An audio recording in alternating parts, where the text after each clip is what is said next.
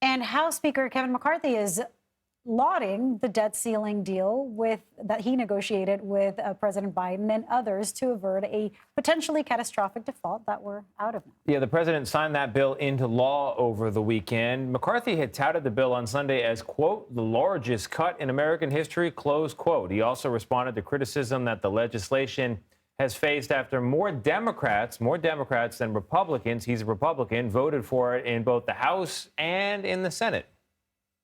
I heard you earlier say, yeah, but more Democrats voted for it. Let's just put this in perspective. When Republicans only had the House and the Democrats had the White House, on average, only 24% of Republicans voted for it. This was at 67%, 3 times as much. Democrats will vote for debt ceilings, Republicans will not. But we hit a 2/3 mark. The thing you want to look at is which Democrats voted against this. AOC, Bernie Sanders, the progressives. 165 Democrats in the House and 45 in the Senate voted for the debt ceiling deal. 2 Democratic-leaning independents in the Senate also backed it. In comparison, 149 Republicans in the House and a mere 17 in the Senate voted for the deal. To break this all down, joining us now, the CBS News congressional correspondent, Scott MacFarlane. So, Scott, we kind of heard a bit of an explanation there from McCarthy, but as we mentioned, more Democrats in both chambers voted for it. Does his explanation cut it, or is there more to it? He's going to take some grief for that number, Lilia and Tony, and to a degree he already was over the weekend.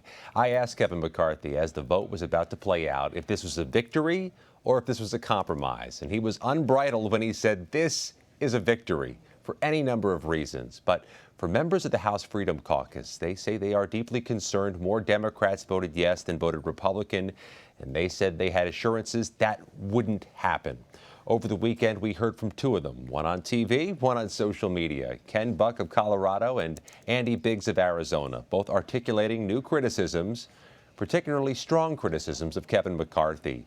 But as this week begins here in Washington, these House Freedom Caucus members find themselves in the same position they were in the first week of January when they tried to deny Kevin McCarthy the speakership. They have any number of concerns and any number of criticisms, but they have 0 alternative candidates to try to make the next Speaker of the House. If they tried to oust Kevin McCarthy, they don't have something to replace Kevin McCarthy with, which makes that not a tenable or realistic move or vote anytime in this coming week or in these coming months. Yeah, I hear you, Scott. And when it comes to Kevin McCarthy and Joe Biden, for that matter, explaining the debt ceiling bill, they say different things to different audiences. I mean, they're pretty openly speaking this way to this wing of the party and that way to that wing of the party. When it comes to McCarthy, though, as you just mentioned, he does face this interesting challenge, which is if he doesn't keep everybody happy with him, if just one person gets angry enough or upset or frustrated enough, they could call a recall vote at any time. He could get a call right now as I'm speaking. It doesn't sound like you think that's going to happen because Republicans don't have that alternative you're talking about, but walk me through the ins and outs of this. Such a unique dynamic, Tony. There's this narrow 4-seat majority down to 3-seat majority for Republicans in the U.S. House, the most narrow of margins. So already Kevin McCarthy has to do his best to dance and corral this group to get even small level things passed in the U.S. House, things that aren't supercharged politically. But add to this that any one member of his Republican conference can call a vote to oust him. Imagine being a teacher or a restaurant manager, and the students or the customers or the staff can vote to knock you out any day they want to. It makes managing and governing a bit difficult. But he still has this safety net, which is that there's nobody else who's jockeying for the position notoriously or publicly, or seems to be able to galvanize the Republicans to go in his or her direction, which gives Kevin McCarthy some insurance. And his experience so far does not seem to make it very desirable for anyone to step up. But I want to shift gears a bit, Scott. Let's talk about George Santos. A federal judge has ordered him to respond to court motions regarding his $500,000 bond by 5 p.m. today. What more can you tell us about this?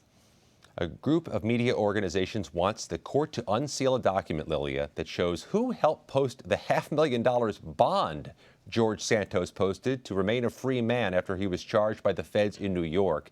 He has till the end of the day today to respond. If those names are released, we can get some insight as to who is helping to support George Santos as he faces 13 federal charges. Could be very interesting. Scott MacFarlane. Scott, thank you very much.